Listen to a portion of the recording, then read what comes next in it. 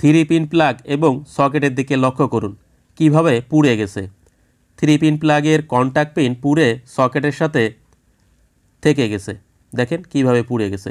এবং এই যে সকেট দেখছেন তা একেবারে নর্মাল সকেট নয়, একটু ভালো মানের সকেট। এবং পাওয়ার সাপ্লাই কর্ড এই অনলাইন ইউপিএসের সাথে যেটা ছিল বর্তমানে সেটা নেই।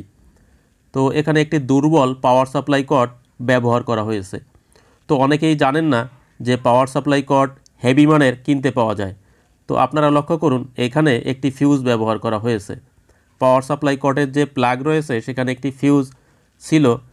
ফিউজটি ভালো থাকা অবস্থায় কিভাবে পুড়ে যায় দেখেন। ফিউজটি কেটে যাওয়ার কথা ছিল কিন্তু ফিউজটি কাটেনি। যদিও ফিউজটি অক্ষত ছিল তারপরেও গোলে সকেটের সাথে কন্ট্যাক্ট পিন থেকে গেছে। তো এটা মূলত কাম্য নয়। ফিউজ ব্যবহার করা হয় কী কারণে? সেফটির জন্য। তো যদি এভাবে গলে যায়, এখানে অনলাইন ইউপিএসের সাথে দুটো দামি মেশিন চলছিল, আমি এসে দেখি এ অবস্থা। তো শুধুমাত্র একটি নর্মাল ক্যাবেলের কারণে, পাওয়ার সাপ্লাই কর্ডের কারণে এই ধরনের সমস্যা হয়েছে। তো ক্যাবেলটা কেটে আমি আপনাদের দেখানোর চেষ্টা করব ভিতরে কী ধরনের তার ব্যবহার করা হয়েছে। দেখেন আমি একটি সকেট এখানে পরিবর্তন করে দিচ্ছি এবং একটি হেভি মানের পাওয়ার সাপ্লাই কর্ড এখানে সংযুক্ত করে দেব। তো শুধুমাত্র দুর্বল মানের ক্যাবেল এবং এখানে যেহেতু ফিউজ কাটেনি এবং কন্ট্যাক্ট পিন গলে গেছে, আপনারাই বুঝতে পারছেন, যেহেতু এখানে ওভারলোড হয়েছিল অথবা লুজ কন্ট্যাক্ট হয়েছিল, এ কারণে পুড়ে লেগে গেছে। তো এখানে প্রথমেই ফিউজ কেটে যাওয়ার কথা ছিল, যদিও কাটেনি। আমি আপনাদের বিষয়টি আর একবার দেখানোর চেষ্টা করব। প্রথমে আমি একটি সকেট এখানে ফিটিং করে দিচ্ছি, যেহেতু সকেট পুড়ে গেছে। সকেট পুড়ে যাওয়ার ফলে ব্যবহার অনুপযোগী হয়ে গেছে। শুধুমাত্র একটি নর্মাল বা অল্প দামের পাওয়ার সাপ্লাই কর্ড ব্যবহার করার কারণে এ ধরনের সমস্যা হয়েছে, সকেটটিও পুড়ে গেছে। তো আপনারা যারা আসলে অনেকেই জানেন না অথবা অনেকেই ভালোভাবেই জানেন যে পাওয়ার সাপ্লাই কর্ড দুর্বল মানের পাওয়া যায়, বিশেষ করে রাইস কুকারে যে পাওয়ার সাপ্লাই কর্ড ব্যবহার করে বা দিয়ে দেয় সেগুলো খুব বেশি ভালো মানের নয়, অথবা পরবর্তীতে যে কর্ডগুলো রাইস কুকারের জন্য পাওয়া যায় খুবই দুর্বল মানের।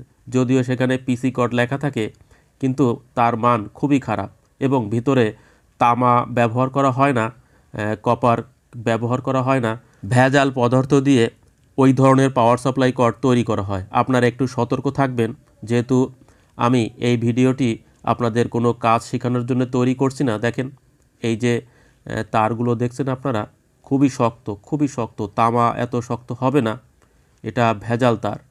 এবং দেখেন কতটা চিকন এবং খুবই দুর্বল মানের। দেখেন এই যে প্লাগ আমি কেটে নিয়েছি, 3 পিন প্লাগ, ফিউজ রয়েছে ভিতরে, অক্ষত অবস্থায় রয়েছে কিন্তু ফিউজ কেটে যায়নি। এবং তারের অবস্থা আপনারা দেখতে পেলেন, তার খুবই দুর্বল মানের তার। তো এই ধরনের পাওয়ার সাপ্লাই কর্ড ব্যবহার না করাই ভালো, কোনো ক্ষেত্রেই ব্যবহার করা যাবে না।